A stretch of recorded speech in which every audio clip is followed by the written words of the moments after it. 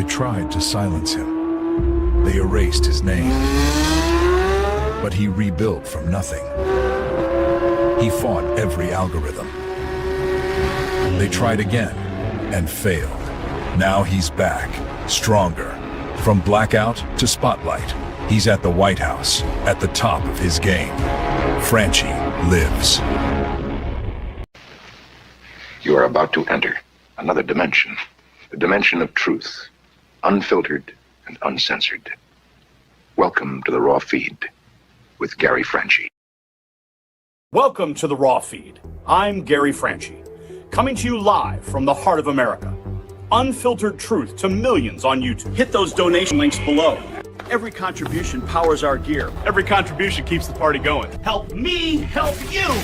Hit those donation links. YouTube channel memberships. Special acknowledgement in the fellowship. Your super chats keep me standing. Your Rumble rants fuel every round. Say hello to super chats. Spread the intel. Every repost extends our reach. Super chats fuel this spectacle. Your Rumble rants give me strength. 24/7 members-only community, behind-the-scenes discussions. Connect with fellow patriots. My mama always said, life is like sharing the truth. Text this stream to your friends. What if I told you the app is real? Download the Next News Network app. Android users, take the Google Play path. iPhone users, App Store awaits.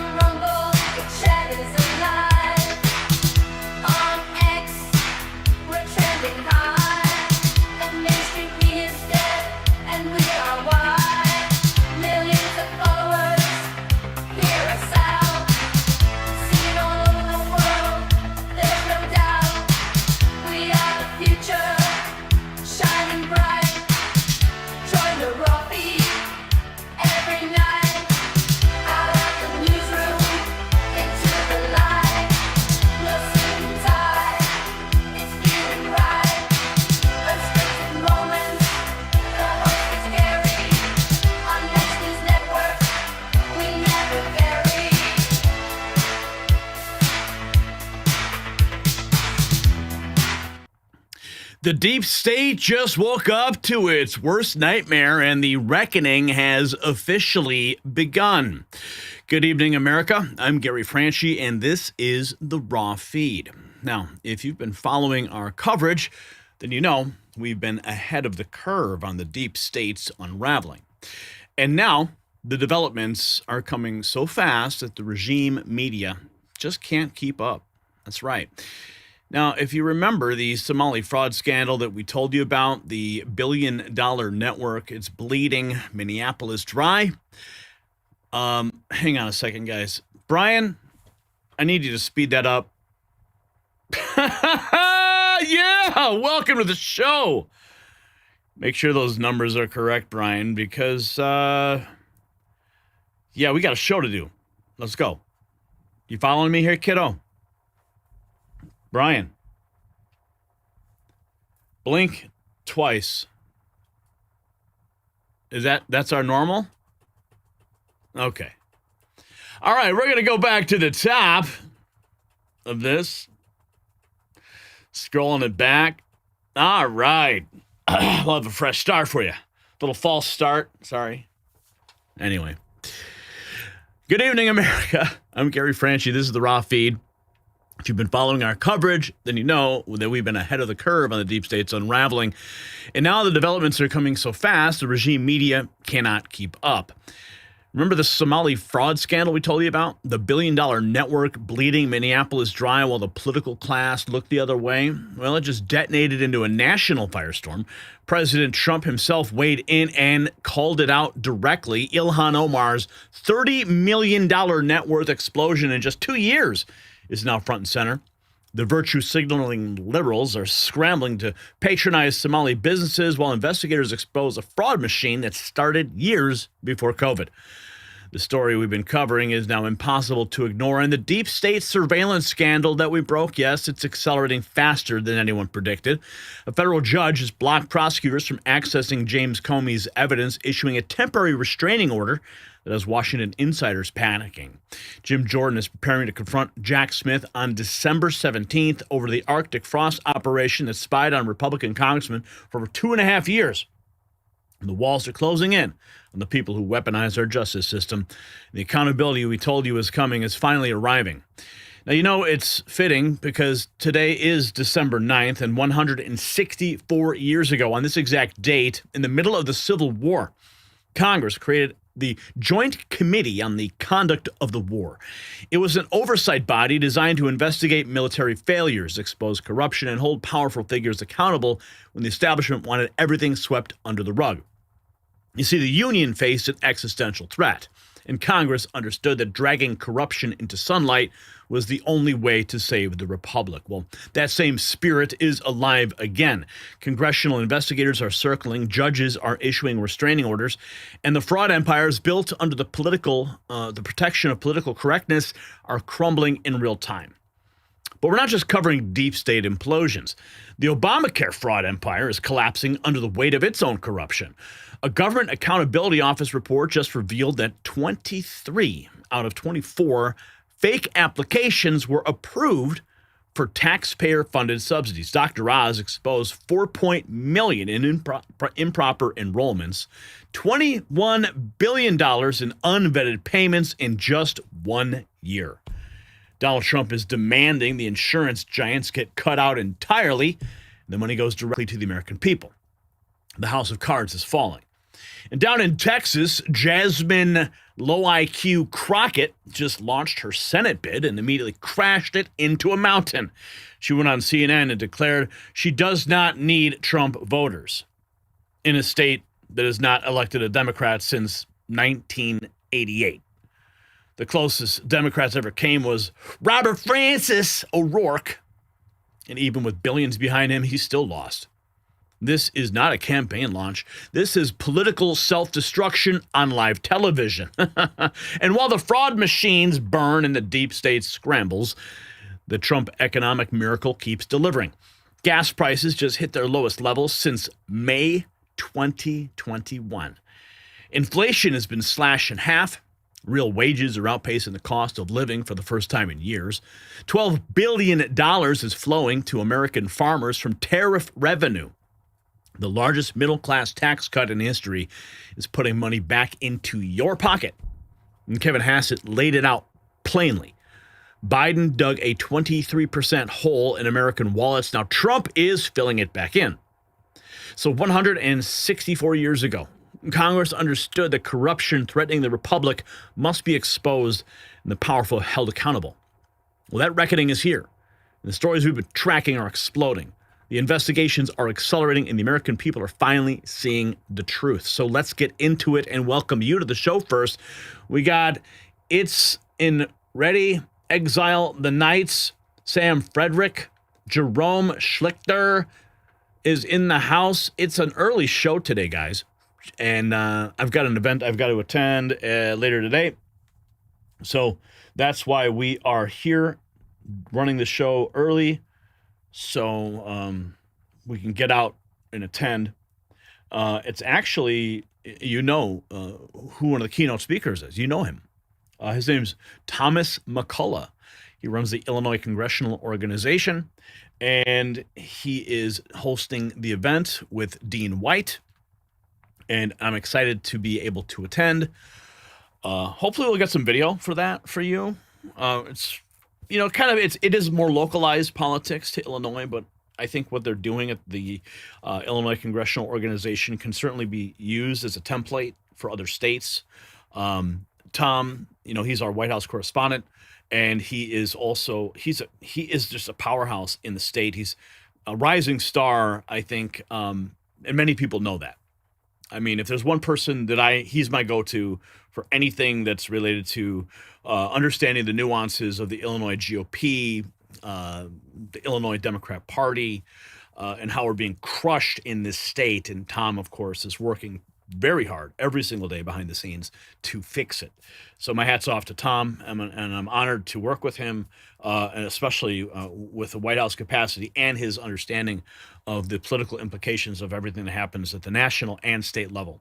So Tom is really he's the guy. He is the guy to watch along with me. Anyway, let's get into it now. We got news to cover. This is big stuff happening. Ilhan Omar, man, she's screwed. This is the end. This is really the end for her. There's no way she's going to get around this.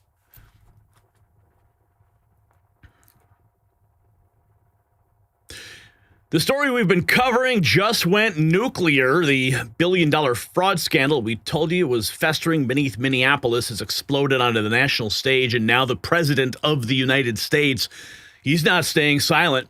He said what the media has refused to say for years: a congresswoman, a $30 million fortune, and a network of federal funding that investigators say has been bled dry.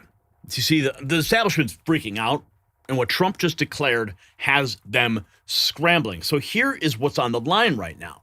We're not talking about a local corruption story anymore. We're talking about a system that has been exploited for years while the political class looked the other way. Ilhan Omar's net worth exploded by $30 million in just 2 years. Okay, not from building businesses, not from creating jobs. And according to critics, it came from a community that learned to milk the federal government programs designed to help the vulnerable. $1 billion, gone. Exposed now as a fraud network that investigators say started even before COVID hit.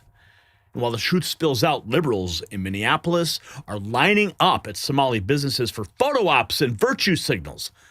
They're not asking questions.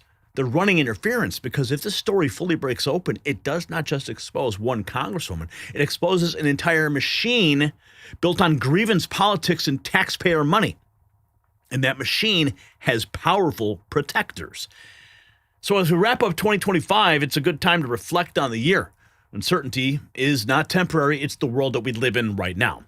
And waiting for normal is not a plan, it is a gamble. And for over a decade, Noble Gold Investments has helped Americans protect themselves by diversifying with gold and silver.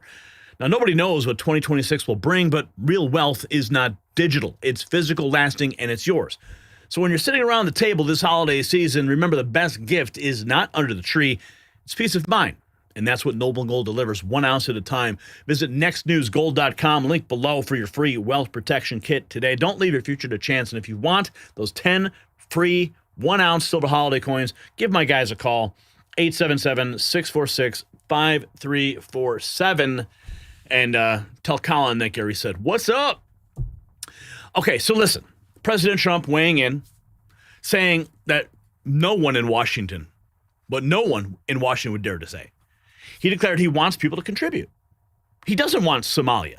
He doesn't want a woman who marries her brother, okay, becomes a congresswoman, and does nothing but complain. Those are his words. And the media, of course, melting down. The left screaming racism, but the American people heard something else. They heard a president finally willing to call out what everybody sees, but no one is allowed to say. And it's exactly why this story is not going away. Here's the president. Here's what he said. Complain. I want to see people that contribute. I don't want to see Somalia. I don't want to see a woman that, marries her brother to get in and then becomes a congressman, does nothing but complain. All she does is complain, complain, complain, and yet her country's a mess. It's one of the worst in the world.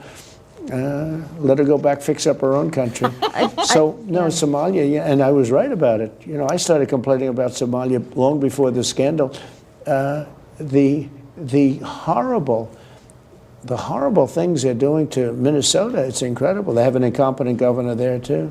The Democrats are running some bad ships. I want to see people that contribute. Go back to Somalia. Fix your own country.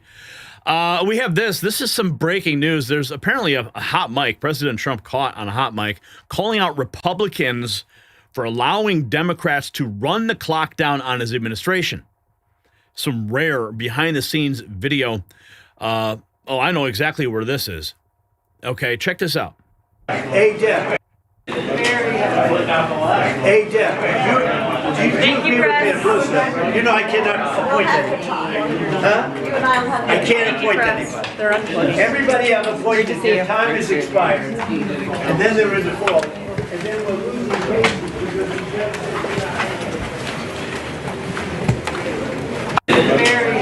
Now, if you missed it, he says, I can't appoint anybody. Everyone I've appointed has had their time expire. Then they're in default. Then we're losing. He's pissed off that Republicans just don't have a spine.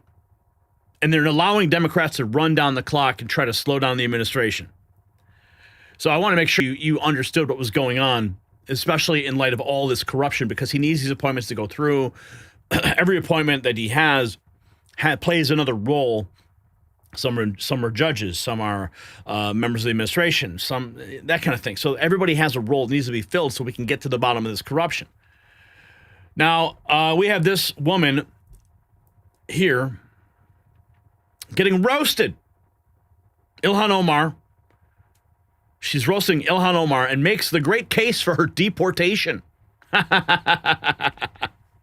Crime documentary. Ilhan Omar's been treating U.S. immigration like a choose-your-own adventure scam. Oh, hell and no. if just half of these allegations turn out to be true, honey, that's not controversial. That's deportation papers with expedited shipping. Ilhan Omar isn't just cooked. She is fully overcooked and ready for formal removal proceedings. Actions have consequences even in Congress. Ilhan Omar gaming the system, then yes, deportation is not extreme. It's standard procedure. We're just asking for the same rules they enforce on everyone else. Ilhan Omar's always lecturing us on justice. Meanwhile, her file looks like a legal crime documentary. If the investigators confirm it, bye-bye, boarding plane. Everyone else who commits fraud and lies on federal documents gets charged or deported. But Ilhan Omar gets a committee seat? Nah. If it's proven, she can pack a carry-on like everyone else. Ilhan Omar's been treating U.S. immigration like a choose-your-own adventure. That was a great take. That was a great take. Put her on a plane. We got this just in. Tom Holman sending ICE into Minnesota. Meanwhile, Ilhan Omar partied at the restaurant that stole millions from the mouths of hungry kids. Could have benefited from the real victims of the fraud, the Somalis. This also has an impact on Somalis because we are also taxpayers in Minnesota. We also could have benefited from the program and the money that was stolen. I remember playing this clip yesterday. Holy cow, yeah. She's playing the victim card. This is Jesse Waters, of course, playing the same clips that we're running here on the Next News Network. Also, as Minnesotans, as taxpayers, really upset and angry about the fraud that has occurred. All right, so Somalis are the victims of the Somali fraud scheme, and no one's angrier than the Somalis. Well, I think she's been cozy with these scammers for years. Here she is with Abdul Dahir Ibrahim. Oh, Abdul. An illegal who just got iced. Abdul.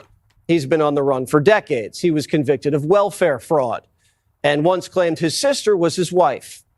Omar and Abdul have a lot in common. Tampon snuggled up with the scammer, too. Omar even partied at the restaurant that stole millions from the mouths of hungry kids. ugu mahadcelinaya safari in ay tahay meelaha city oo diyaarinayo cunto maalin kasto dhalinyarada ciyalkii iyo familkoodina ku taakulaynayo cuntada city. 47 hates being ripped off and really doesn't like when scammers rob us and donate to Democrats. That's why he's upset. But Omar thinks love is in the air.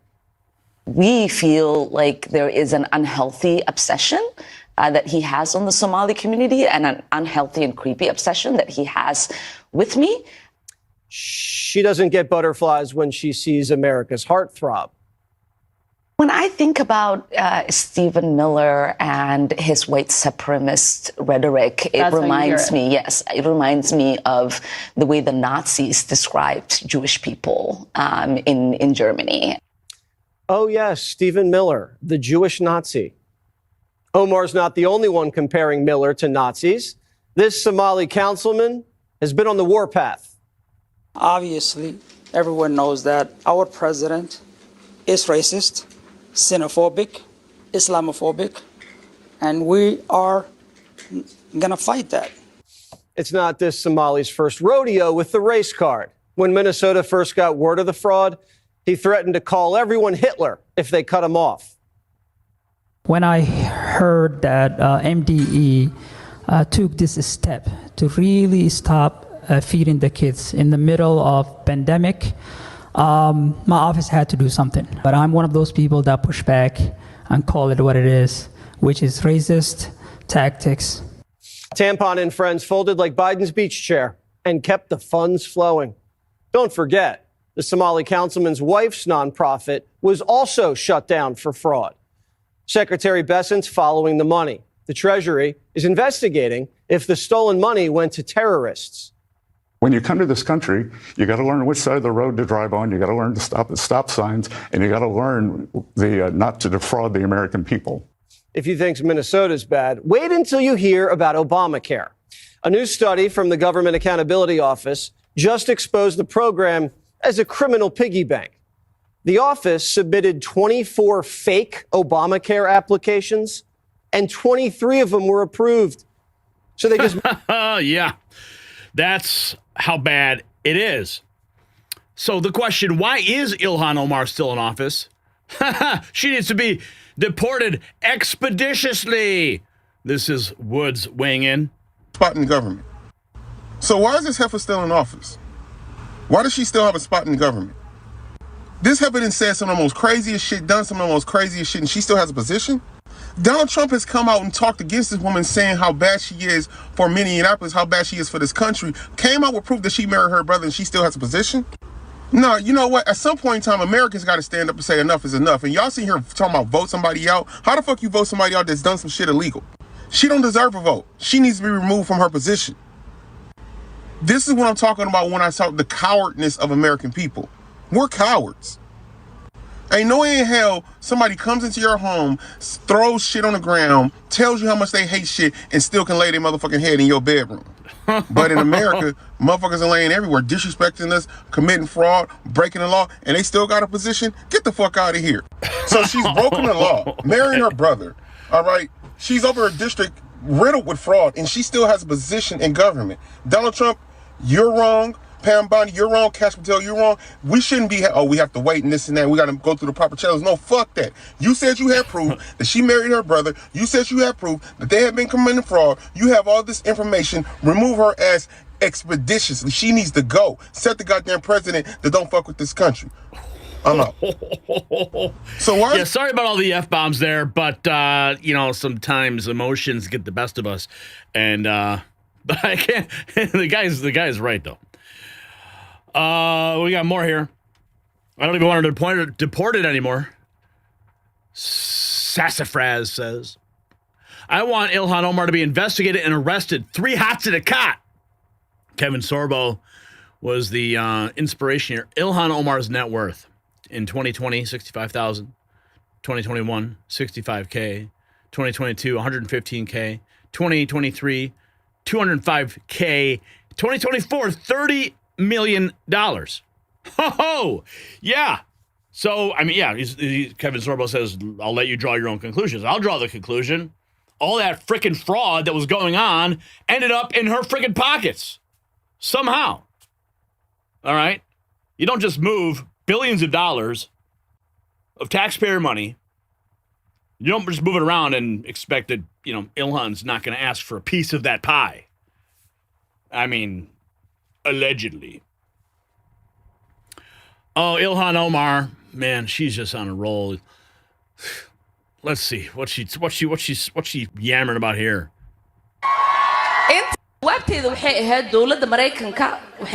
Oh yeah, okay. Well, she's speaking in Somali. My answer to Somalians was, the U.S. government will only do what Somalians in the U.S. tell them to do. And she continues, okay, in her Somali, they will do what we want and nothing else, she says.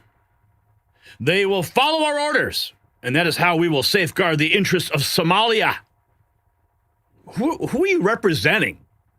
Are you representing your state, your district? Are you representing Somalia? You're not the congresswoman from Somalia, Ilhan. We Somalians must have that confidence in ourselves that we call for the shots in the United States. Dude, she needs to go. I'm not even going to play that full clip. It's outrageous. It's outrageous. This patriotic American just dropped the mic on Ilhan Omar. Okay, let's go. Let's go. Opportunity to have. So sick of these people that immigrate to our country and decide to shit on this great country when they've been afforded the opportunity to have a much better life from their native country when you compare the two. How bad does your shithole country have to be that you uproot all of the traditions, the languages, and the customs? You leave all of that behind to come to a country that none of that stuff exists. How bad has your country have to be, and how good does our country have to be that you would leave all of that behind? And then you decide to come to our country and shit on it and talk about the bad things that are associated with our country? It's a definition of ingratitude, being an ingrate. And there's not much worse than an ingrate. You come to my house. I allow you to come in and to be a guest in my house, and you shit in my living room. Get the F out. Sounds like our other friend rolling it out there. But yeah, that's basically the gist of it. Here's more on that net worth of Ilhan Omar. This is the real Cindy Alexis 2.0 on TikTok, I believe. This is what's going on. Ilhan Omar's net worth has jumped $30 million in 2 years.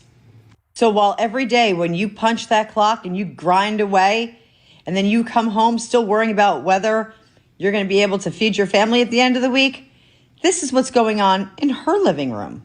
Her husband launched a venture capital company, Rose Lake Capital, in 2022. You want to know what they do?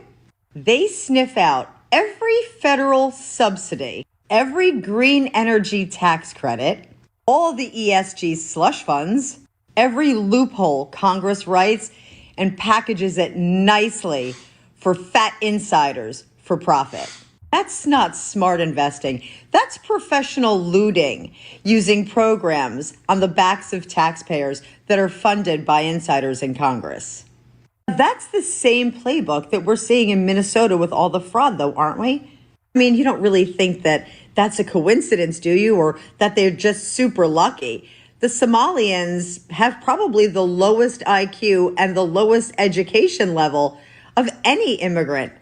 They've taken government programs like COVID and the child nutrition program that Ilhan Omar herself turbocharged and got passed. Flood those programs with fake shell companies and nonprofits that don't exist, produce fake receipts, and then take millions, no, billions of money, taxpayer, hardworking money, and enrich themselves. Send it overseas, poof, and it disappears. These aren't Harvard graduates with MBAs or Wharton graduates that cracked the code. No, these are Somalian immigrants with little or no education that have learned to milk the federal government programs to enrich themselves.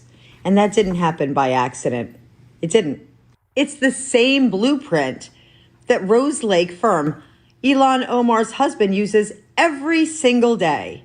Spot the grant, the federal subsidy, check the box in the name of community or disadvantage or children's nutrition. Everyone's favorite, the Green New Deal, clean energy. Man, did they make billions of dollars on the backs of taxpayers on that bullshit scam. They just form the shell company, they file the forms, they produce the fake receipts, and they take it straight to the bank. It's that easy. And they don't lift a finger. They don't clock in like you and me. They don't bust their ass all week long and then look at their paycheck and realize there's hardly anything left. While Ilhan Omar is preaching tax the rich and hardworking Americans are white supremacists that need to be eradicated, she and her husband can quite possibly be teaching an entire network how to vacuum the system and gobble up all of your taxpayer money without even breaking a sweat. While you're grinding away for $75,000 a year before the government even takes their cut, just recognize that Ilhan Omar's husband went from lint in his pocket to $30 million in less than 2 years. They're teaching their community to do the exact same thing. From yours and my blood, sweat, and tears. And don't think for a minute that these local, state, and federal politicians who write these programs don't have the inside skinny on how to get rich off them. When is there going to be accountability? That's what I want to know. Because we can break these stories and we can say, oh, wow, after the fact, look at all those billions of dollars that were stolen from Americans. I want my money back. How about you? I want my money back, and I want accountability. I want my money back, and I want perp walks. I want deportations. Liberals are now flocking to Somali businesses in Minneapolis as $1 billion fraud scandal exposed to have started before COVID, virtue signaling in overdrive. Mario Nafal posting a video circulates of Minneapolis liberals lining up to patronize Somali-owned businesses in response to Trump's criticism. Before we knew it, something beautiful happened in our community today. It started with an invitation for a few friends to join me for lunch, to support our Somali community, support our businesses, and write a few notes of encouragement. Was that laundry? But people just kept coming in the door. Friends had invited friends, and before we knew it, the restaurant was filled from front to back.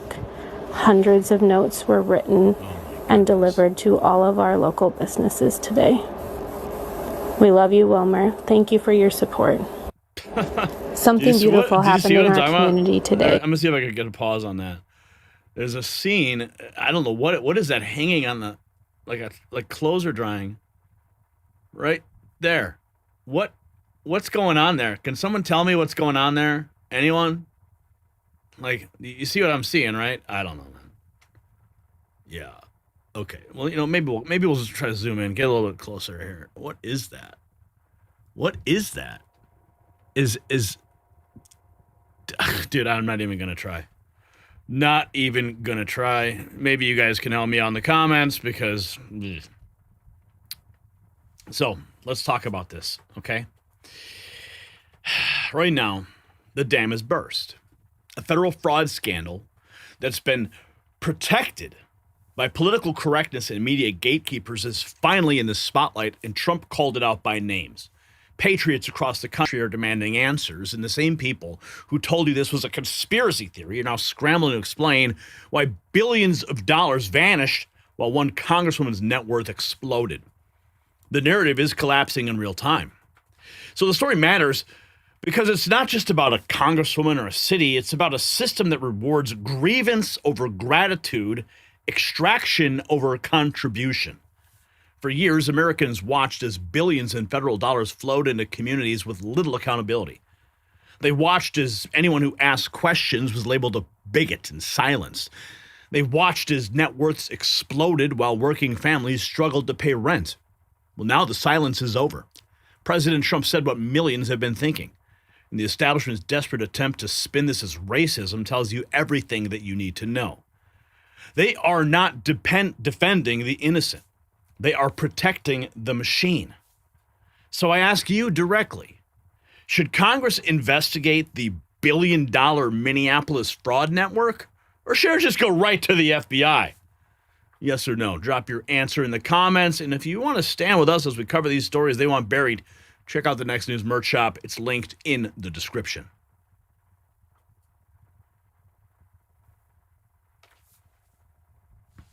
All right. It's an early show. I don't know if we're going to have many super chats. Yeah, no super chats today yet. It is an early show, so people are probably still working and doing their daily stuff. They're like, wait a minute, what? Gary's live? He's live right now? Wait, what? Why? What? He's early. All right, let's get on to the next topic, Brian. We got to talk about this Obamacare thing and Trump busting it open. Yeah. Let's go. What if I told you that 23 out of 24 fake applications for government healthcare subsidies were approved? Not flagged, not denied, just approved. Your tax dollars handed out to people who do not exist. And that, my friends, is only the beginning. A devastating new report has blown the lid off what may be the largest healthcare fraud scheme in American history, and President Trump's demanding answers. And Democrats, they never wanted you to hear this. So what exactly is happening? You see, for over a decade, Democrats told you Obamacare was about helping working families get affordable health care. But a Government Accountability Office investigation just exposed the truth.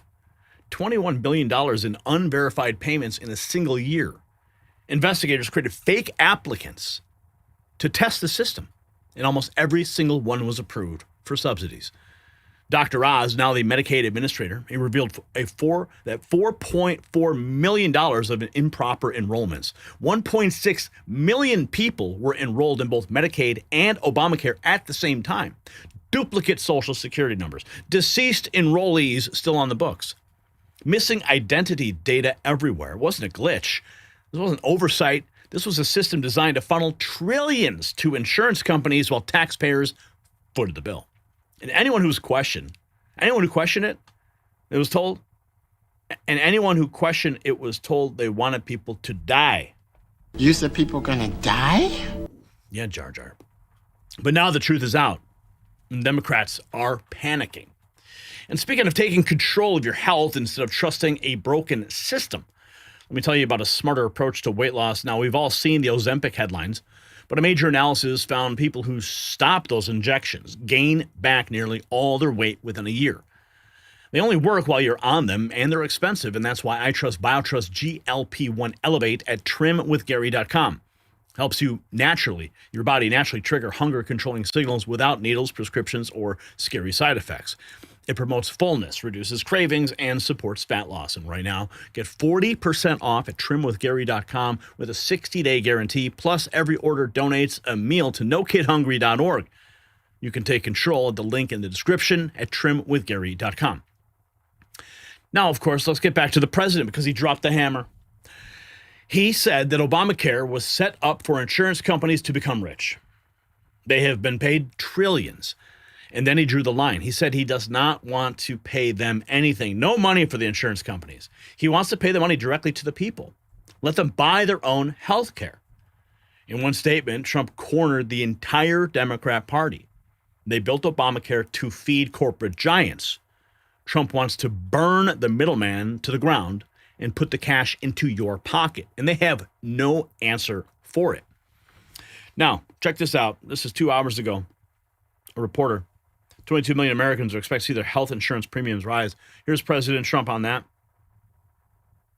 Do you support the Paramount deal, sir? On healthcare, Mr. President, 22 million Americans are expected to see their healthcare insurance premiums start to rise by the beginning of next year. You're talking about because Obamacare is so bad? Yes, well, sir, because the Obamacare subsidies are expiring. Are you going to do because anything? Obamacare is so bad. What is the Republican plan? Are you going to let that happen on your watch? What I'm going to do is, if the Democrats go along with it, which they don't want to because they want to make the insurance companies very rich, okay? I want the money to be paid to the people to go out and buy their own health care instead of paying to the insurance companies, their stock has gone up 1,700% in a short period of time. Did you know that? 1,700. You wish your corn went up, Ed. But the insurance companies' stock has gone up by 1,700%, 1,800%. They're taking in trillions of dollars. I don't want to pay the insurance companies anything. And I know a lot of them, but they're owned by the Democrats. And the Democrats have... Obamacare is a setup to make insurance companies rich. And I want to pay the people, and I want the people to go out and buy their own health care. And that's what we want to do, and that's what the Republicans want to do, because Obamacare is a disaster. And I said it 5 years ago, 4 years ago, 3 years ago. It was always a disaster. It's bad health care that's too expensive for people. And now your premiums, and you said it better than I said it. You said the Obamacare premiums are going to go up. They're going way up. And what I want to do is have the money. And you know who's getting that money? A lot of it is the insurance companies. I want the people to get the money and go out and buy their own health care. And everybody wants that, right? You know, God bless this man. I certainly hope that he can crush Obamacare. They're complaining about the subsidies or whatever, the premiums going up, excuse me. Okay, so if that's the problem, just crush it. Erase it. Rebuild it. Discard it. Whatever you got to do. I mean, like he just pointed out, that reporter laid out the problem with Obamacare, clearly. Trump laid out the solution. But will the Republicans have the spine to follow through and get it done? I mean, like in a previous report, we played you the hot mic of Donald Trump complaining that Republicans are just, not fighting the Democrats hard enough. The guy's got a vision. The guy's got a plan. He just needs to have all the roadblocks removed so we can push through this America First agenda that includes destroying Obamacare.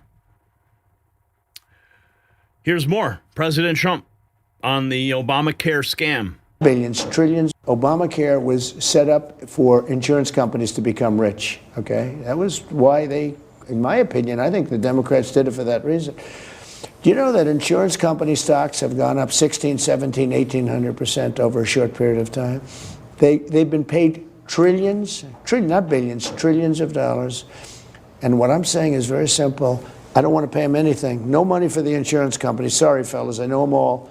No money for the insurance companies. I want to pay the money directly to the people and let the people get their own health care. But you know who's fighting me in that? The Democrats. Obama. She said Congress hasn't put on the floor yet.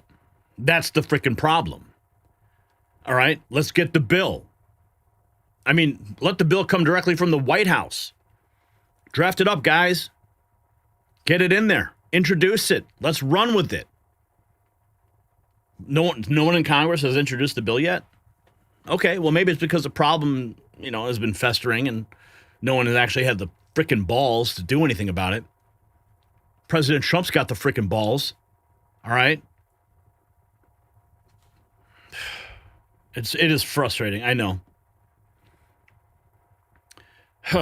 No money for the insurance companies. That's what he wants. Fraud findings. A new watchdog report found the Obamacare is funding tens of thousands of questionable accounts. I mean, it's one thing you've got the problem with the premiums going up, but just the rampant fraud within the system itself.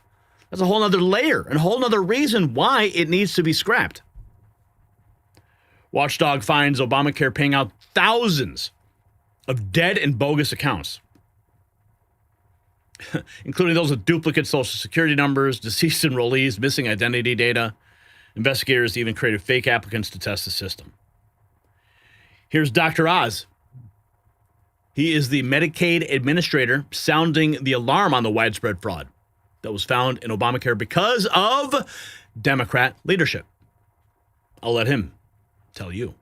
Example, the Government Accountability Office just released a shocking interim report on widespread fraud within Obamacare. Let me explain what's going on.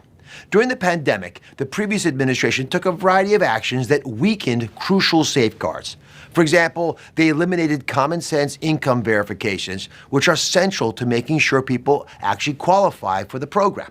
They also expanded the number of people who got completely free health insurance via what are called $0 premium plans, which is a huge problem because if you don't pay anything for a plan, you might forget that you have it, or you may be enrolled in it by an unscrupulous insurance broker without your knowledge.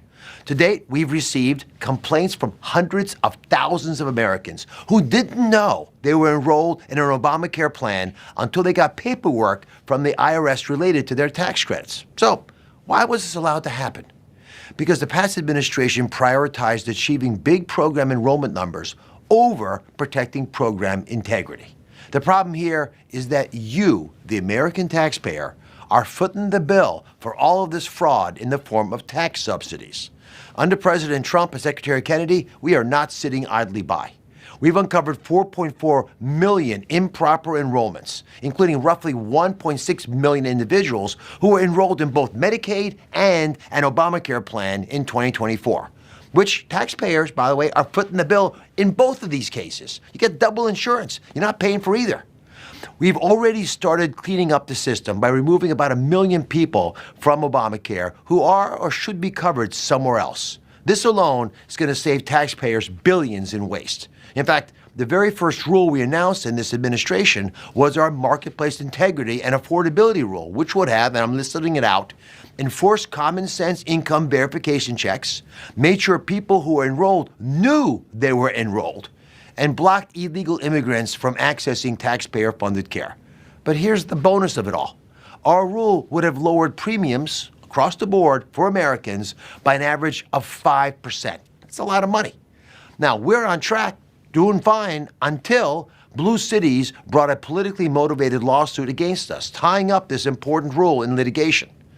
I want to applaud Congress for at least giving us some additional tools through the Working Families Tax Cut legislation that will enable us to bolster verification in future years. Meanwhile, we're continuing to fight every day to clean up the Obamacare problems, and as this report rightly points out, there's still a lot of work to be done. A lot of work to be done. That's just the report. That's just the findings. Here's Jesse Waters. Hear about Obama. He thinks Minnesota's bad. Wait until you hear about Obamacare. A new study from the Government Accountability Office just exposed the program as a criminal piggy bank. The office submitted 24 fake Obamacare applications, and 23 of them were approved. So they just made up a bunch of names, put in fictitious Social Security numbers, or for some, put in no records at all, and Obamacare sent them a check. This is exactly what Elon Musk and Doge were talking about. We wouldn't have to print so much money and run so much debt if we could just stop giving away money to thieves. Stop giving money away to thieves. The fraud is rampant. President Trump, he's on fire. This guy, Mystery Benjamin, I knew Obamacare was a scam in 2016 when the company I was working for told me to stop scheduling my staff 40 hours a week and give them no more than 20 so the company wouldn't have to pay for their health care. You see, the numbers are staggering. 23 of 24 fake applications approved. $21 billion unverified. 4.4 million improper enrollments, and insurance companies pocketing trillions while American families drowned in premiums that they could not afford. This was not healthcare reform. This was a wealth transfer scheme dressed up as compassion. And now, with Trump demanding the money go directly to the people, the entire fraud empire is collapsing under the weight of its own corruption. Well, the story matters because every dollar stolen from Obamacare came out of your pocket. Every fake application approved means less money for families who actually needed help. Every improper enrollment meant the system was rewarding fraud while punishing honest Americans with skyrocketing premiums. For years, Democrats weaponized compassion to shield this corruption from scrutiny. So the question is, Obamacare, right? You question it, and you were heartless. Demand accountability, and you wanted people to lose coverage, but the GAO report doesn't lie. The numbers don't lie. Now the American people can see exactly what was built in their name. $1 trillion pipeline to insurance executives, a fraud machine running on autopilot, and a political class that looked the other way because the kickbacks kept on flowing.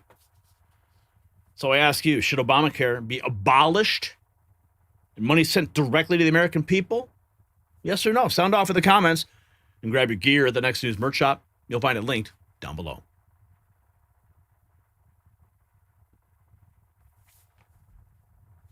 All right. Moving right along. Checking super chats. Super chat. Nope, no super chats. Wow, okay. All right, let's keep going. We got more news to get to here. Let's get at it. Going into, what's going on with Jack Smith? All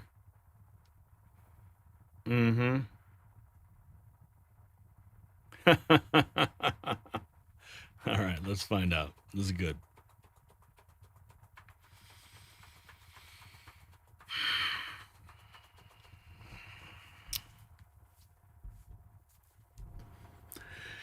The deep state surveillance scandal that we've been tracking just hit a breaking point. A federal judge has blocked prosecutors from accessing key evidence in a criminal case against former FBI Director James Comey.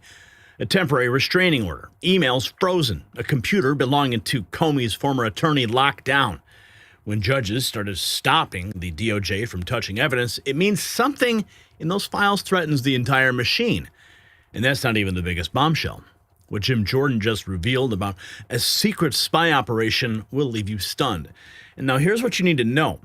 For years, we've been told that the weaponization of the justice system against President Trump and his allies was a conspiracy theory. We were told to trust the institutions, trust the FBI, trust the DOJ. But now the evidence is piling up so fast they can't hide it anymore. And Jim Jordan just confirmed that Jack Smith ran a covert surveillance operation called Arctic Frost that tracked Republican members of Congress for over 2.5 years. They seized call logs of sitting elected officials. They monitored Trump's defenders in the halls of Congress itself. You see, this was not an investigation. This was political surveillance, the modern echo of J. Edgar Hoover's darkest tactics. And on December 17th, Jordan will confront Jack Smith directly and demand answers. Who authorized this? Under what legal basis? And why were the phone records of elected representatives secretly obtained? And speaking of being prepared when institutions fail you, let me tell you about an incredible offer from My Patriot Supply. When the deep state spends years spying on elected officials, you realize the system is not designed to protect you. That is why preparedness matters. So this Christmas, give the gift of food security with the Buy One Gift Two Christmas special. When you buy one emergency food kit, you get 2 more absolutely free. So grab a 4-week supply for yourself and get 2 one-week kits to give as gifts. These days, it just makes sense to have some emergency food stored away. And with this deal, you're also giving meaningful gifts to friends and family. So head to preparewithgary.com. The offer is only available for this Christmas season at preparewithgary.com. Now, here's where it gets even more explosive. Lance Gooden called out Jack Smith's latest tactic of hiding behind a 5-minute hearing circus. He said the American people deserve the facts that Biden's DOJ buried, and when Jack Smith claimed it's absolutely ludicrous to think politics played a role in his investigations, Gooden fired back. Now, if it's true, Smith should have no problem complying with the Judiciary Committee subpoena. But he does have a problem, and that tells you everything you need to know about what he's hiding. Look at this. Jack Smith has now been added to Trump's accused list. President Trump calls for Jack Smith to be forced to testify publicly not behind closed doors. Now, I do personally disagree with this because I think that if he does testify publicly, he will be able to twist the narrative control. The media will run those clips. They'll still take out the sound bites, and then they're going to manipulate it, and the American people won't get the full story. Behind closed doors, it's locked down. It's not a grandstanding. It's not theatrics, and it's a more controlled environment. So I have to say I disagree with the president here. It's happening right now that he's a bad guy. He's a sick man. There's something wrong with him, actually. I think Jack Smith is a sick man. There's something really wrong with him. I'd rather see him testify publicly because there's no way he can answer the questions. But Biden knew this was going along. Kamala knew it was going along. And there's a lot of things happening right now that they don't like. One of the things is the auto pen. Everything he signed, almost, with the exception, he's a bad guy. I mean, what Trump is saying here is that he wants Jack Smith to testify publicly because he wants to see him fumble his answers. He won't be able to answer the questions. Well, I think we could probably get the same result if it's a closed-door testimony. And if he's on camera, in front of the media, in a hearing situation, I think that could go south real quick.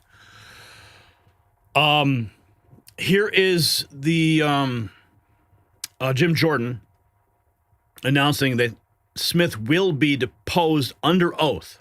To tell no, he will definitely be under oath, obligated to tell the truth. He can assert privileges, but yes, he will be under oath, and we'll be asking him questions, all kinds of questions. Now, we've already deposed some of his deputies, Mr. Wyndham, Mr. Bratt, Mr. Cooney, some of the key people who were involved with Arctic Frost investigation, and then that was merged with the special counsel investigation that he led. So we've already talked to them. We're continuing to get information, but 2 weeks from today, we will be deposing Mr. Smith, and yes, he will be under oath, obligated to answer questions truthfully. Mr. Smith goes to Washington, huh? Under oath this time. Judge Boasberg putting gag orders allowing Jack Smith to spy on senators' phones, claiming that he didn't know they were senators' phones. Yeah, right. Check this out. Mike Davis from the Article 3 Project. On a Senate, Jeb Boasberg in 2023 with Jack Smith and Arctic Frost, who illegally gagged these telephone companies in violation of clear federal statute, which says that if you spy on a Senate office, you have to disclose that to the Senate. Wow. And Boasberg put in a gag order saying that Jack Smith can do this and the telephone companies cannot alert the Senate in violation of federal statute. Jeb Boasberg is now leaking out through one of these court officials that, oh, no, I just didn't know that these were senators' phone numbers. Well, why the hell is he authorizing spying and gag orders if he doesn't know who they're spying on, if he doesn't know who he's gagging? I mean, he's clearly not being honest there. Jeb Boasberg. This judge is clearly an inside man protecting the game. The people have spoken. And like Judiciary GOP Chairman Jim Jordan, a majority want answers from former special counsel Jack Smith. The survey results. Do you believe Jack Smith should fully comply with the subpoena issued by Representative Jim Jordan to testify before the House Judiciary Committee? 68% say yes, 31% say no. Here we have Jack Smith in 2023. We have one set of laws in this country, and they apply to everyone. Determines the out. We have one set of laws in this country, and they apply to everyone. Yeah. Applying those laws, collecting facts, that's what determines the outcome of an investigation. Nothing more and nothing less. And now you're being investigated. Lance Gooden says, I agree. That's why I look forward to holding those behind the Biden DOJ's witch hunt against Trump accountable. 3 hours ago, Judicial Watch filing a lawsuit against the DOJ for the emails of former special counsel Jack Smith with officials in Georgia, New York, and the White House, congressional and law enforcement officers regarding his investigation into President Trump. Go Judicial Watch, man. These guys are amazing with the work they do. 5 hours ago, One American News reports a federal judge blocking prosecutors from accessing key evidence in the criminal case against former FBI Director James Comey. Judge issuing a temporary restraining order stopping the DOJ from reviewing emails and a computer belonging to Comey's former attorney. Listen, Comey's former. A federal judge blocks prosecutors from accessing key materials in the criminal case against former FBI Director James Comey. In a blow to the DOJ Saturday, a federal judge granted a temporary restraining order barring prosecutors from accessing evidence from email accounts and a computer belonging to Comey's former attorney, Daniel Richman. Richman's lawyers filed the emergency motion, arguing the government illegally retained his emails and other data. The judge ordered the Justice Department to confirm that it complied with the order and respond to Richman's legal argument before the order is lifted on Friday. Let's keep going. We got more to dig into here. House Judiciary Committee subpoenaing Jack Smith. This is Jim Jordan with Trey Gowdy on Fox. Yes, sir. You too. Joining us is House Judiciary Chair Jimmy Jordan. Welcome, Mr. Chairman. First, let our viewers know, yes, sir, you too, why people should care about what Jack Smith did, regardless of their politics. Well, here's one example. Our good friend Kevin McCarthy, Jack Smith and his team, even though they've been subpoenaing all kinds of other members of Congress and all kinds of other Americans, they wait until after he's speaker and they go, oh, maybe we want his phone logs. Maybe we want to know who he called, who called him, when he made those calls, how long those calls lasted. And if Kevin initiated the calls, they could figure out where he was at when he did so, of the Speaker of the House. So, I mean, that to me is one line of questioning. I don't like to give too much away because I've watched you in these depositions. I know how you do it. You don't want to tell them what you're all the lines of question you're going to use. But that's one line that I think sort of is obvious. Why did you wait that long? Everyone else got subpoenaed long before that, but you wait until he becomes the Speaker, the top Republican in the government, to go get his phone logs. I think that's interesting, particularly, Trey, and you know this, when you look at Jack Smith's background. He went and got the gag order on President Trump. He mishandled classified documents. He was accusing President Trump of mishandling. And then he actually, and this one is, I think, unbelievable. And I don't think this is too strong a word. I think they tried to bribe one of the counsels for a defendant when they said to him, we didn't know you were a Trump guy. We thought you were interested in this judge position. So there are lots of things that bother me about, not to mention, Jack Smith was also way back when encouraging Lois Lerner to go after conservatives. So I think there's lots of things we want to ask him about. But you're right. It's better to get him behind closed doors first. That doesn't preclude us bringing him into a public hearing later, which we may, in fact, do. But we want that hour-long session where our good counsel can ask him questions. Then it goes to the Democrats. Yep. Okay, so that's exactly the strategy I was considering when Trump said speak publicly, testify publicly. I thought to myself, well, what if they did the closed door and then they did the public testimony? Then they have two records and they can balance one against the other, see if he's lying. And of course, the second one in public will certainly be taken out of context and used as ammunition. But the point is that Jordan is considering this tactic. This is great. Then back to us, and you can go all day long. And I've seen you in action in those kind of sessions where you can have a witness for an hour. That's a whole different issue, a whole different situation than when you just get 5 minutes in a public hearing. Yeah, Chairman, you and I have been in so many of these together. The depositions, the hearings. I mean, I think the way you are doing it, I'm convinced the way you're doing it is the right way. I mean, why would I give Jim Jordan 5 minutes when I can give him 5 hours? I mean, I would rather you have 5 hours. Sure, people in the television business like me would love that 5-minute questioning and that hearing. But if you want the truth, why not do it your way, which is do both. Get the substantive stuff first all day long and then share what you want publicly. Yeah. Yeah, and Trey, we've already brought in 3 of his deputies. In fact, one of them, Thomas Wyndham, we actually referred to the Justice Department. We believed, and we don't do this very often, but the facts have to be there if we're going to refer someone for indictment to the Justice Department. But this guy was totally trying to obstruct our investigation. So we interviewed him, Mr. Bratt, Mr. Cooney, three of the key players in both Arctic Frost, and then when Jack Smith was named special counsel, that was merged with his special counsel investigation, that Arctic Frost investigation, and these three guys went to work for him. So we've already talked to three of them. We're getting all kinds of documents and information into us, collecting all that. So we're ready in 11 days when we actually depose Mr. Smith. But you're right. Yeah, let's go. I can't wait to see this. Oh, man, the clock is ticking on this scumbag. Jack Smith wants to hide behind a 5-minute hearing circus.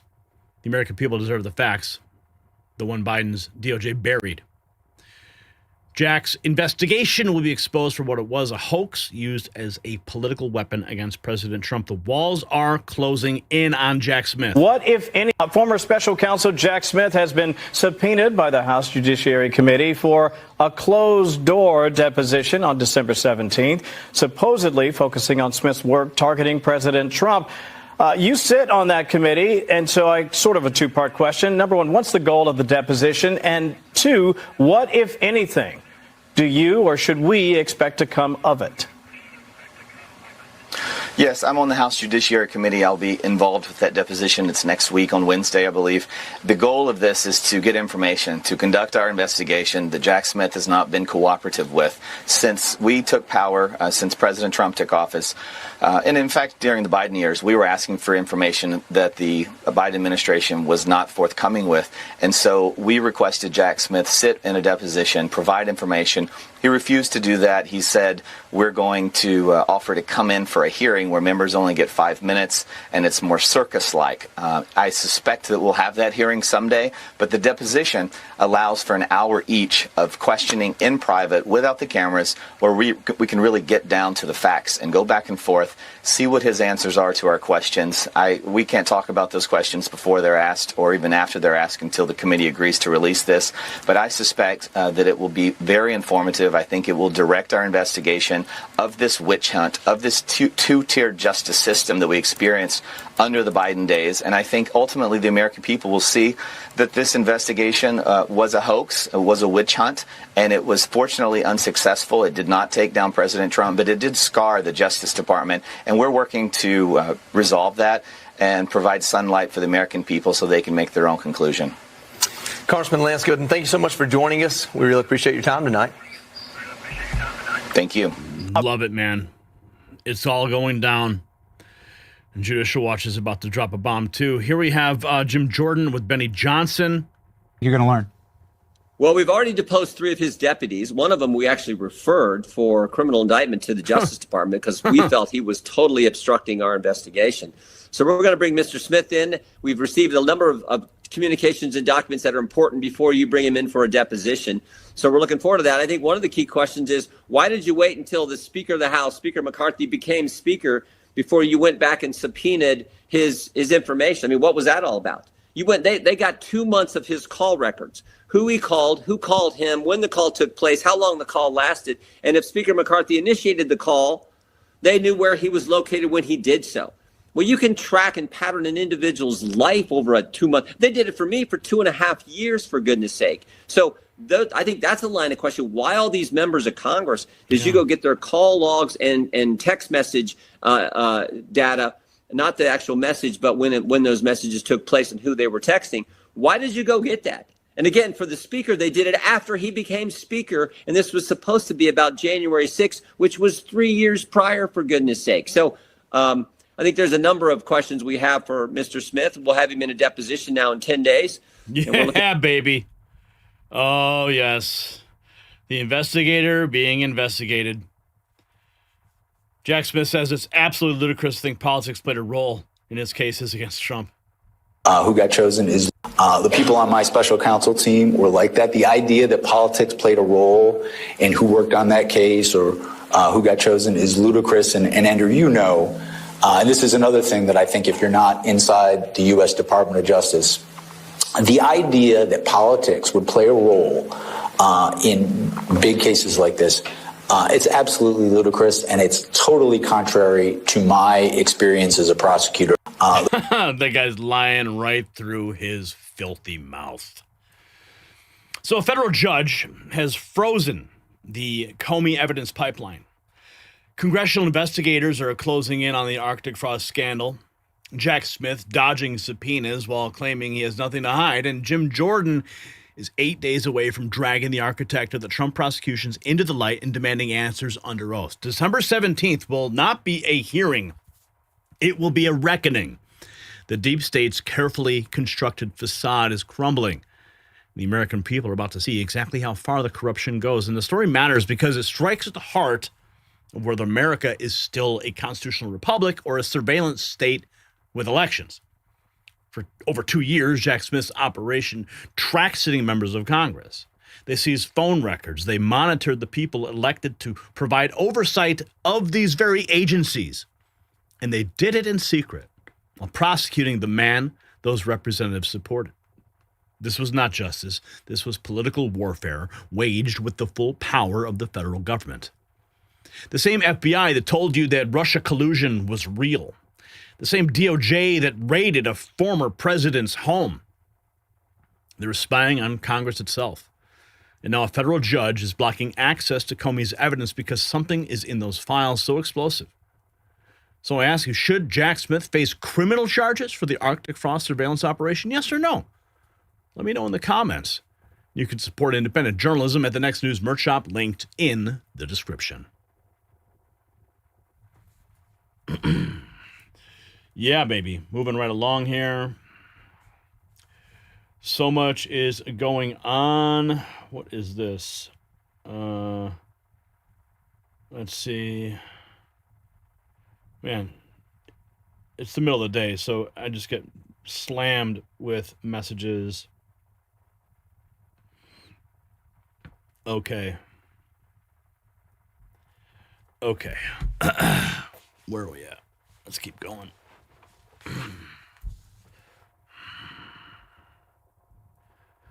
Let's see here. Going into our fourth topic. Oh, Jasmine Crockett's decided to show up. What do you know? Oh, we got $10 from Northlander. What's up, man? Thank you. $10. Appreciate it. Thanks for the support. All right.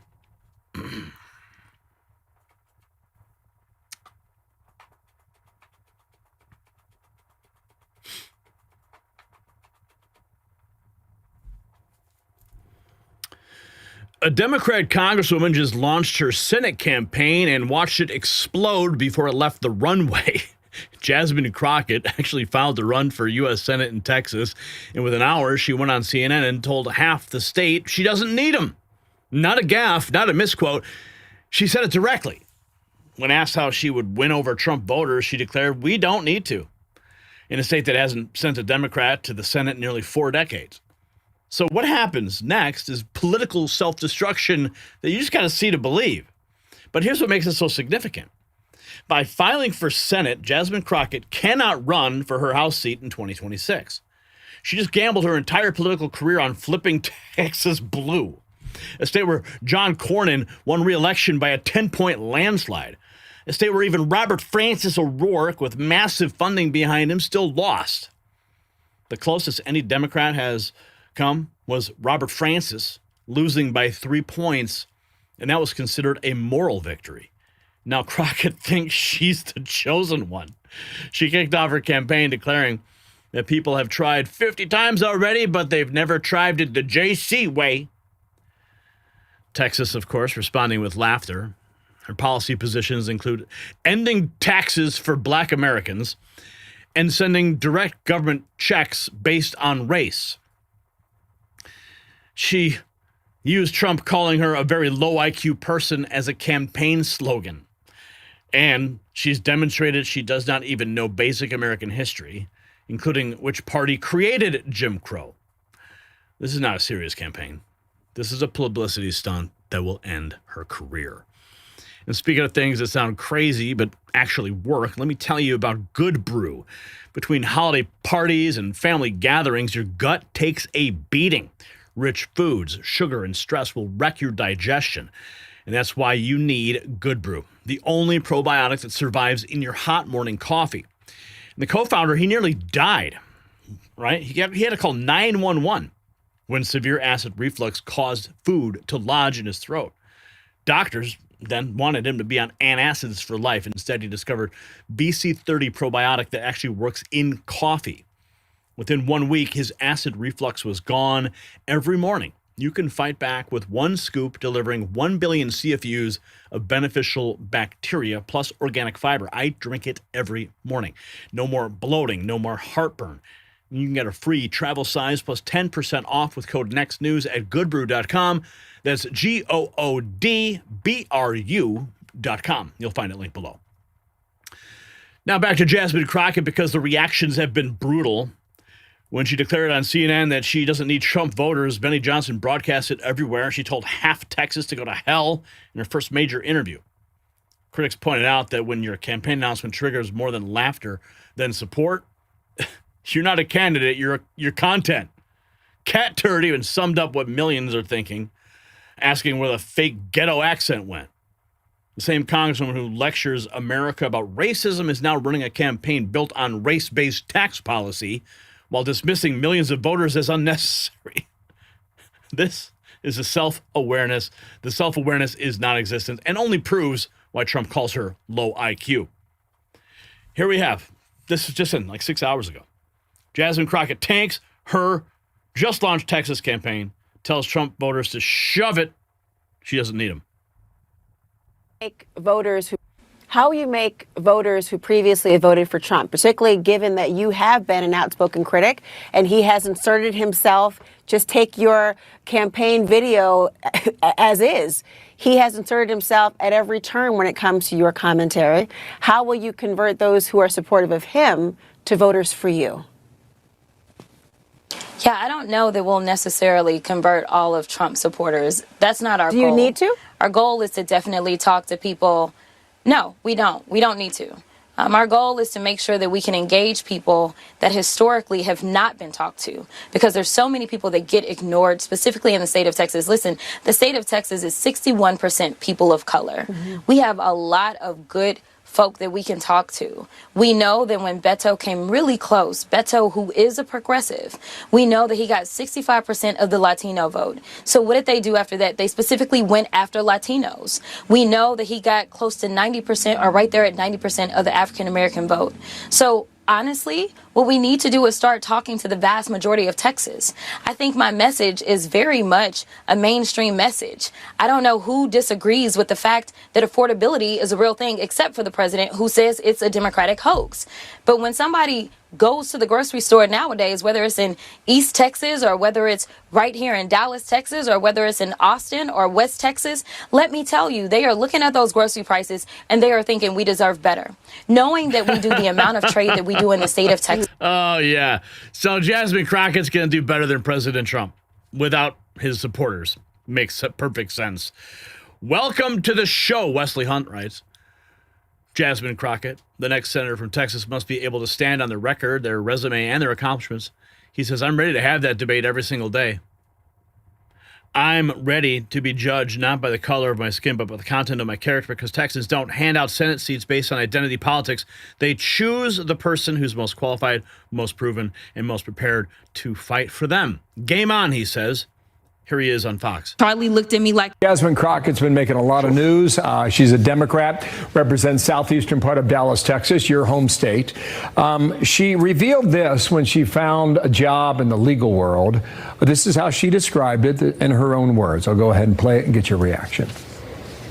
When I first became a public defender, I had no criminal defense experience. And I walked in and I told my boss, Charlie, I said, listen, you should hire me. He said, why? I said, because I'm black. Charlie looked at me like I was crazy.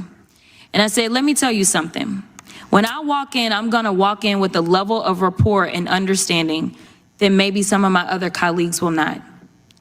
Charlie offered me my job, and I worked my butt off, and I worked really, really hard for all of my clients, not just those that look like me. And that is what it looks like to serve. Maybe in the end she was qualified for that job. What do you think of that story and the way she recalls it? Well, you can't have it both ways, and Jasmine and I just don't see the world the same way. I don't want to walk in a room and get a job because I'm black. I want to walk in a room and get a job because I'm qualified, because I am educated, because I have hard work, grit, determination, because I believe in this country. That's why I am a United States congressman in a white majority district that President Trump would have won by 20 points, and I just won by 27 points. And the reason is because of this. I am literally living Dr. Martin Luther King's dream. I'm being judged not by the color of my skin, but by the content of my character. The people in my district don't see color. They see somebody that's going to represent this district to the best of their ability, regardless of what they look like. I never want to be demeaned for what I have done and the sacrifices that I have made for this country just because of the way I look. I want to be hired because of my acumen and my ability, and I'll end with this. I see myself as an American. I'm a proud husband. I am a father. I am a veteran. I am an educated man. I am a follower of Christ, and I'm also a black man. I am very proud of it. But I am all those things before that, because the number one thing for me is being an American, and I love all my fellow Americans regardless of race, religion, color, or creed, and we all should be treated fairly. Nobody wants a job based on the way they look. They want a job based on their abilities. Wesley Hunt, march on. Yeah, dude, that guy's got it in the bag. Him versus Jasmine Crockett. Please, there's no contest here. Oh, speaking of no contest, here's No Brains.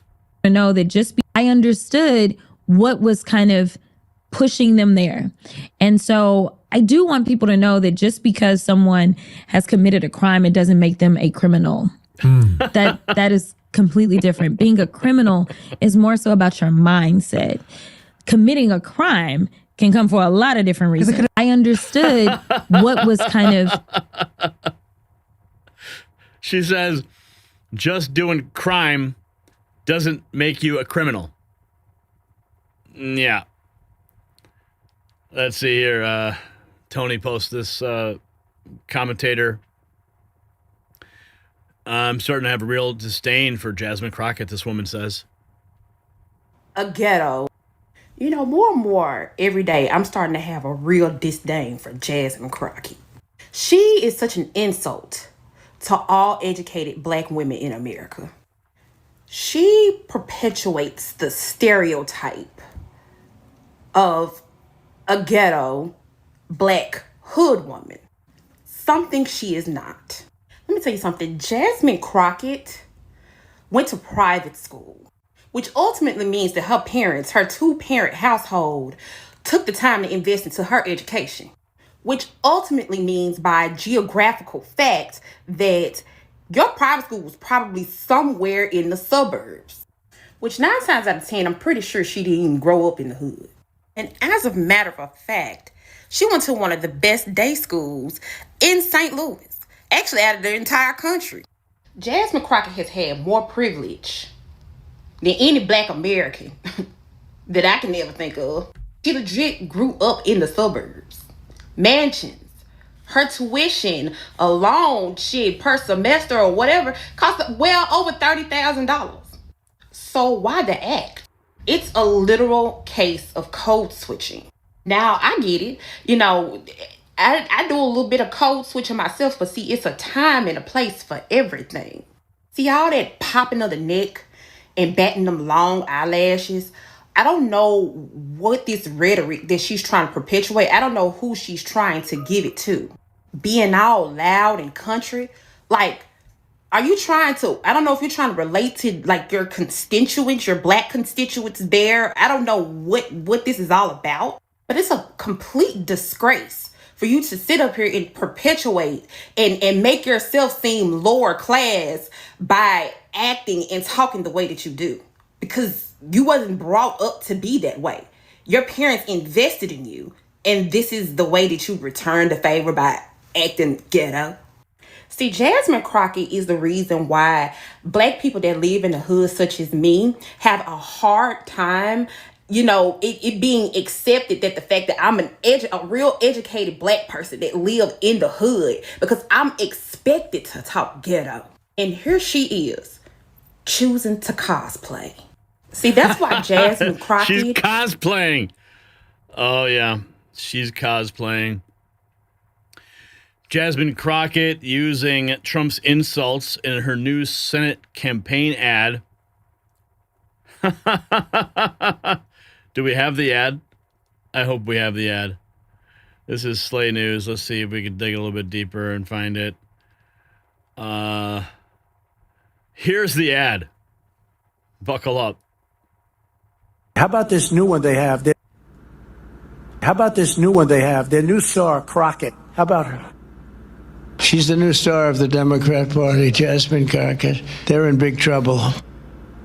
But you have this woman, Crockett. She's a very low IQ person. I watched her speak the other day. She's definitely a low IQ person. Crockett. Oh, man. She's a very low IQ person. Somebody said the other day she's one of the leaders of the party. I said, you got to be kidding. Now they're going to rely on Crockett. Crockett's going to bring them back. Oh, did you see her like whip around? Oh, yeah. Oh, man. Look at her whip. Oh, I got you. You ain't going to talk like that about me. I'm going to run for Senate. Oh, dude, that's going to backfire so bad. Everyone in Texas is just going to laugh their asses off at her. I mean, they already do. She's the punchline. Here she is. This is where she's. I mean, look at this. Senate hopeful Jasmine Crockett wants to end taxes for black people and send them direct checks. Taxes.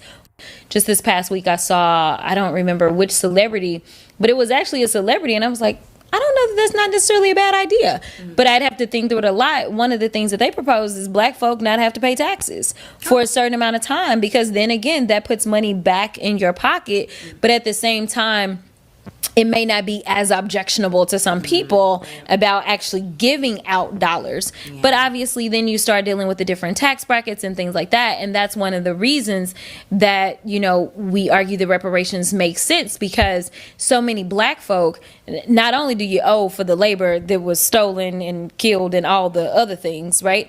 But the fact is, like, we end up being so far behind, right? And so it's like, how do you bring forth people? Exactly. And so it's like, if you do the no tax thing for people that are already, say, struggling and aren't really paying taxes in the first place, it doesn't really, exactly. They may want those checks like they got during COVID. Exactly.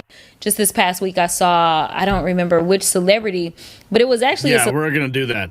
We're just going to start handing out checks based on race.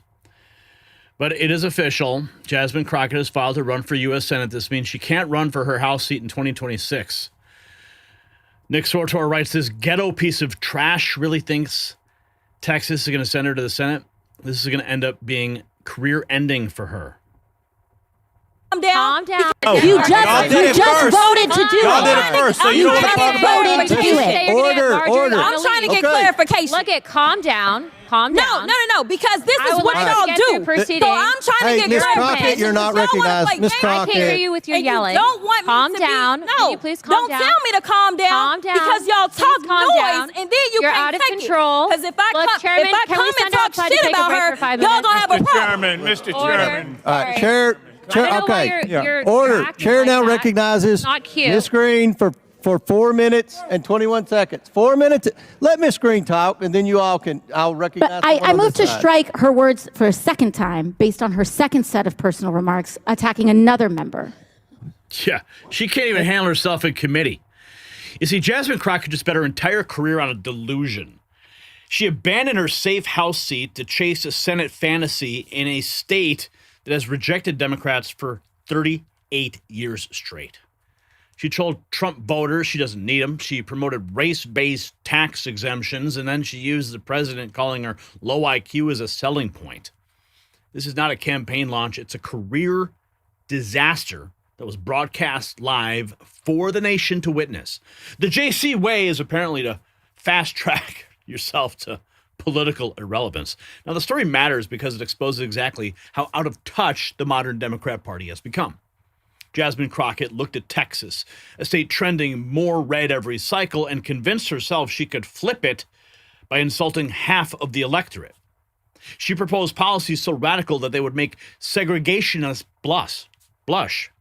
Tax exemptions based on skin color, government checks distributed by race, and when given a national platform to make her case, she declared millions of voters irrelevant to her strategy. This is what happens when politicians live inside ideological bubbles. They mistake Twitter applause for actual support. They confuse viral moments for voter enthusiasm, and they destroy their own careers chasing fantasies the real world already rejected. Jasmine Crockett will not be a senator. She will be a cautionary tale. So I ask you this, is Crockett's Senate run the most delusional campaign of 2026? Yes or no? Comment below. And visit the Next News merch shop, linked in the description.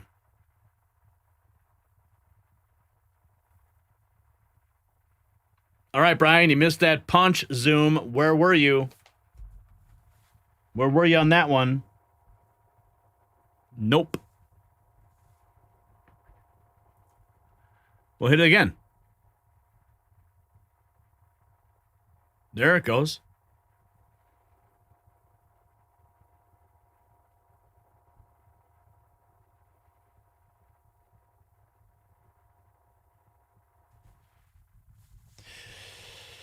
Okay.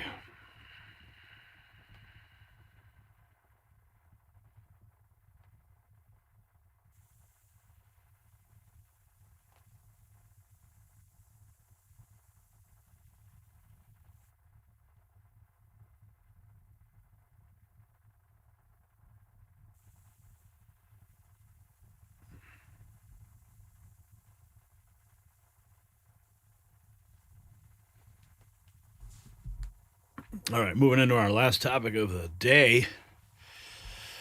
Okay.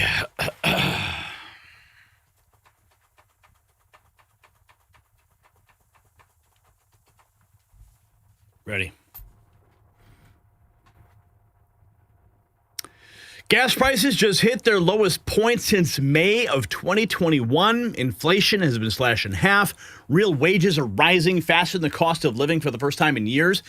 And American farmers are getting billions in relief, funded not by taxpayers, but by tariffs on foreign nations. The economic nightmare Joe Biden left behind is being erased in real time, and the numbers are so good, even the critics can't spin it. What President Trump just announced has working families across America finally breathing again. Now, let me break it down, because for 4 years under Biden, American families watched their purchasing power evaporate. Groceries skyrocketed, gas doubled, rent exploded, and wages could not keep up. Kevin Hassett laid it out plainly. Biden dug a 20 to 23% hole in American wallets through inflation alone. That's not a policy failure. That is economic destruction. And someone had to fill that hole back in. And now the Trump administration is doing exactly that. Within 6 months, Trump signed the largest middle-class tax cut in American history. The press secretary announced that everyday Americans will hear stories of neighbors benefiting directly from tax rebates next year. Hassett confirming typical workers with no tax on tips and no tax on overtime could see an extra $1,600 to $2,000. Now, Dave Ramsey, not a political operative, confirmed interest rates are down and gas is below $3 almost everywhere. This is not spin. This is reality hitting American bank accounts. Speaking of feeling like yourself again, let me tell you about C60 Evo. When the economy recovers, you want the energy to enjoy it. Now, I've tried hundreds of supplements over the years. Nothing has delivered results like C60 Evo.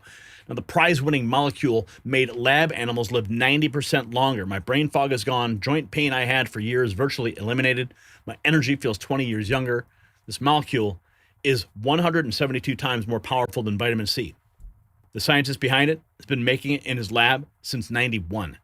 And the Paris study showed the longest life extension in history. So visit c60evo.com/NNN and use code NNN for exclusive savings. Whether you want more energy, clearer thinking, or to feel young again, this is your answer. The link below, c60evo.com/NNN. And then, of course, Trump turned to American farmers, the backbone of the nation. He announced $12 billion in economic assistance funded by tariff revenue from foreign nations. Secretary Rollins confirmed an $11 billion bridge payment going out to farmers by the end of the month. Trump is removing the pointless environmental restrictions that strangled farm equipment costs, and soybeans are already flowing to China again after Trump's meeting with Xi. Senator McCormick confirming inflation is now half of what was under Biden, and real wage growth is exceeding inflation. Ambassador Greer added that GDP is climbing and real incomes are rising as jobs come back to American soil. Here's President Trump just a few hours ago.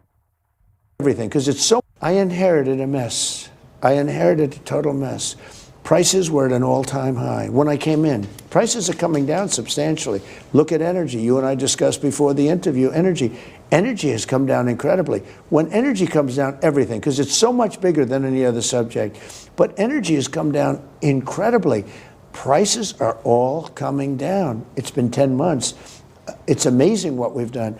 If you think of gasoline a gallon, they had it at $4.50, almost $5. You go to some of the states, you had it at $6.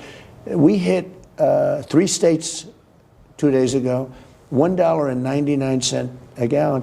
When that happens, everything comes down. Now, everything is coming down. With beef, I've just opened that up where beef is going to start coming down pretty substantially. I inherited a mess. Where's the beef? Beef's coming down. James Blair, 47, talking about fixing what Biden and the Democrats broke. And the Democrats, well, the president understands how people feel. That's why he ran for office to begin with. The message is very simple. We are trying to fix what Biden and the Democrats currently in Congress broke. They raised inflation to its highest level ever in this country, right, which stole from the American people. Wages were down, prices were up, pressure on both sides. And the president is trying to make them whole. He's trying to give them back what was lost and give them more. He's done that through tax cuts, through the big, beautiful bill over the summer. No tax on tips, no tax on overtime pay, right? No tax on Social Security, the things that he ran on. Democrats fought us every step of the way. And 2, he's fighting to bring prices down. And we've been successful in a lot of areas. And there's still more work to be done. But the point is, Biden and the Democrats broke it. Republicans and President Trump are trying to fix it. And the Democrats are stopping us every step of the way in any way that we can. Okay, They so can. Well, and within 6 months, here's the press secretary. Economic, and President Trump is going to give a positive economic focused speech where he talks about all that he and his team has done to provide bigger paychecks and lower prices for the American people. And don't forget, a year ago, President Trump inherited the worst inflation crisis in modern American history from the Biden administration.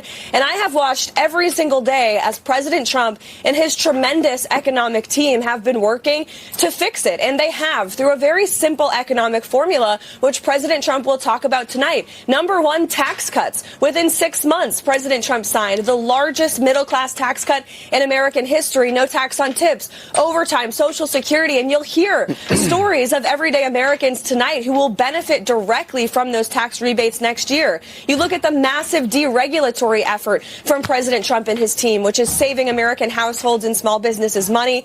And then, of course, unleashing American energy dominance, which is having a direct impact on the Commonwealth of Pennsylvania. And we have seen oil prices down 20%. In 22 states, the average price of gas is less than $2.75 a gallon. Gas prices are at their lowest point in 5 years. This is all thanks to President Trump's economic agenda. There's a lot more work to do, and he'll talk more about that tonight. But this is going to be President Trump's bread and butter issue, focused on the economy. Nobody knows it better than him. And I trust President Trump over anybody else. The guy's got business sense. Here's more from President Trump. This is 24 hours ago. John Deere. The other thing I'd like to add before going to Scott, and I think it's very important, we're going to also give the tractor companies, John Deere and all of the companies that make the equipment, we're going to take off a lot of the environmental restrictions that they have on machinery. It's ridiculous. I know because I buy a lot of that machinery for different things. We have a lot of big clubs with, hundreds, thousands of acres. And I buy a lot of stuff, and you buy it, it's got so much equipment on it for the environmental, it doesn't do anything, except it makes the equipment much more expensive and much more complicated to work, and it's not as good as the old days. And we're going to take a lot of that nonsense off of the equipment, which is going to reduce, and we're going to do it, and we're going to say you're going to reduce the prices. We're not going to do it, and they're not going to reduce. They're going to have to reduce their prices because farming equipment has gotten too expensive. And a lot of the reason is because they put these environmental excesses on the equipment, which don't do a damn thing except make it complicated, make it impractical. And you really have to be, in many cases, you need about 185 IQ to turn on a lawnmower now. So we're going to take that off, that crap off that they put on Biden mostly. And we're going to take that off. So that's going to make that'll bring down the equipment prices a lot. That's right. And we're going to do that immediately. You're going to work with Lee Zeldin, who's not here, is doing a fantastic job, and Lee is going to work that out. And that would be most of it. It's crazy. The machines, they're always under repair because they're so complicated that you can't fix them. The old days you used to fix it yourself. Now you can't do that. You have to be a PhD from, let's say, MIT. Okay, so we're going to get that done.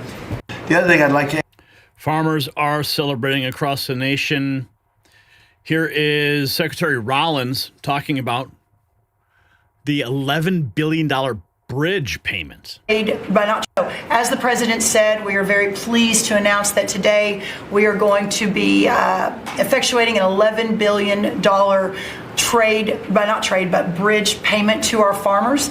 The money will move by February 28th of 2026, but by the end of this month, so just in the next couple of weeks, every farmer that is able to apply for it will know exactly what that number looks like. So as you are going to your lender, as you are working to ensure and understanding what you can plant for next year, you will have that number in hand. And we will continue to talk to our farmers, continue to understand exactly what this looks like and what is necessary.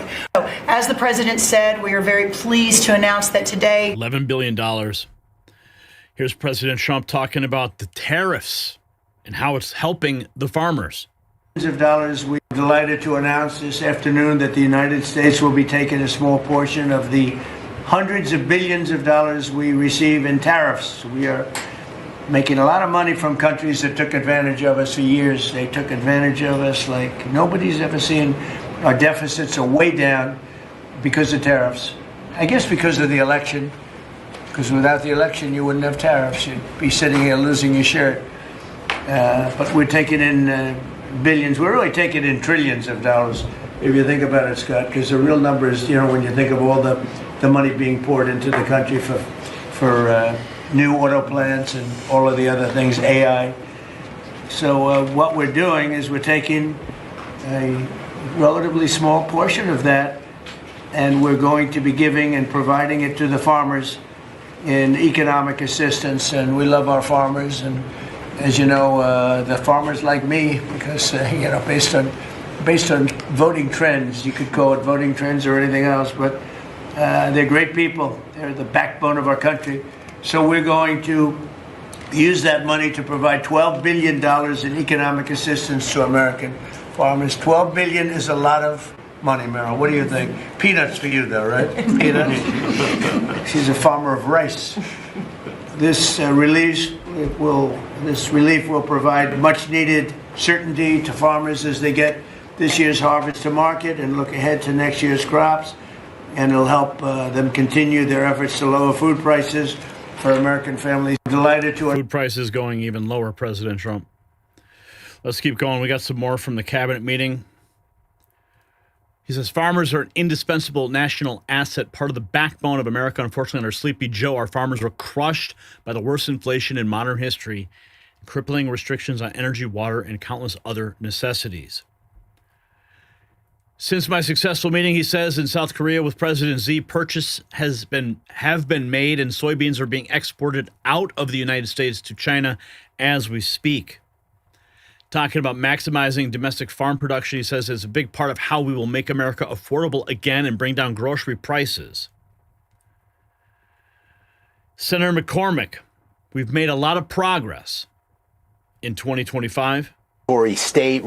We inherited a train wreck from the Biden administration, out of control inflation, an enormous regulatory state, real wage growth hadn't kept up.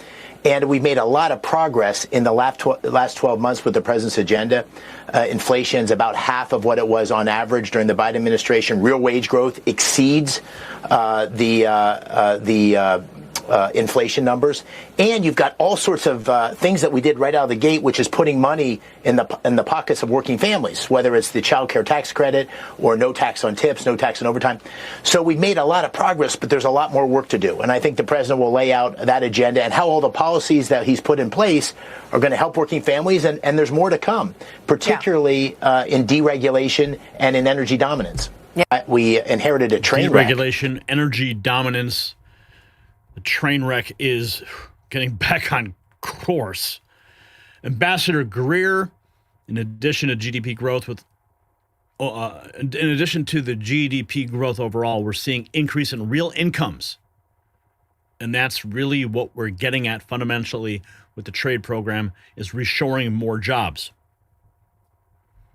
President Trump posted this on Truth Social 48 hours ago. While the United States has other methods of charging tariffs against foreign countries, many of whom have for years taken advantage of our nation, current method of tariffing before the United States Supreme Court is far more direct, less cumbersome, and much faster. All ingredients necessary for a strong and decisive national security result. Speed, power, and certainty are at all times important factors in getting the job done in a lasting and victorious manner. I have settled 8 wars in 10 months because the rights clearly given to the President of the United States.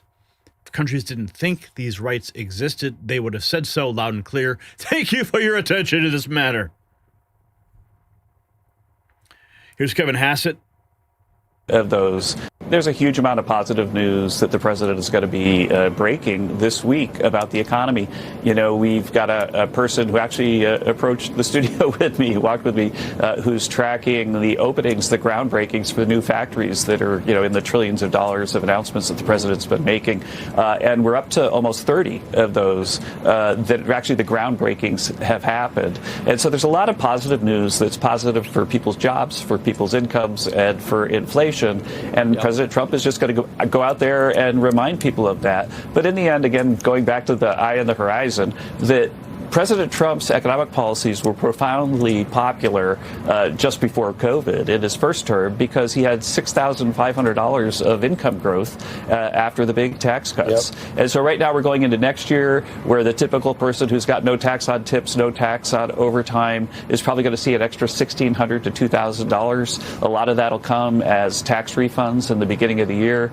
That kind of stuff is going to make it so that people are going to look at their wallets and say, oh, boy, this guy's really making me better off. And in the end, that's more important than any poll. The final thing I got to say is that we did look at a lot of the sentiment, the softer indicators over the last few weeks, and we found a pattern that I'm sure you guys could find a chart that would show, which is that consumer sentiment it tends to crater when there's a government shutdown.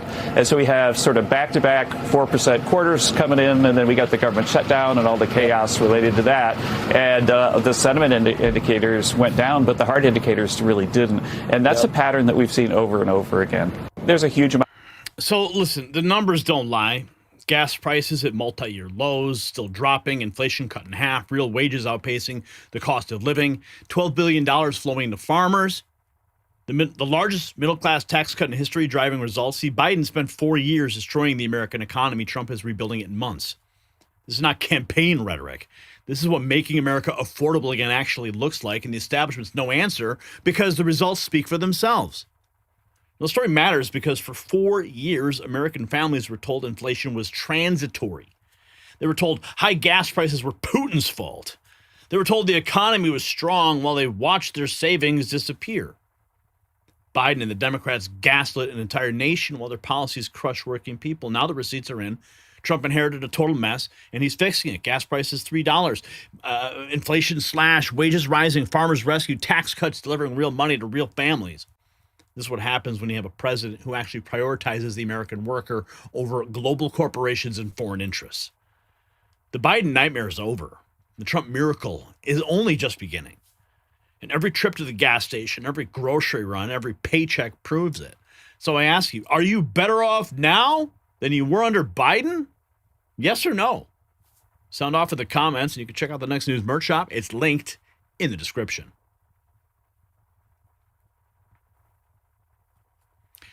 And that, my friends, is the state of play in America right now. We started the show talking about December 9th, 1861, when Congress created the Joint Committee on the Conduct of the War. In the middle of a national crisis, a civil war, They understood that corruption and incompetence had to be dragged into the light. They understood that powerful people who failed the nation had to answer for it. And they understood that sunlight was the only disinfectant for the rot that's threatening the republic. 164 years later, that same spirit is alive again. We cover the Somali fraud scandal exploding into national consciousness. $1 billion vanished, Ilhan Omar's net worth skyrocketing $30 million in 2 years. And President Trump refusing to stay silent while the media runs cover. The story that we have been tracking is now impossible to ignore. Then we expose the Obamacare fraud empire collapsing under its own corruption.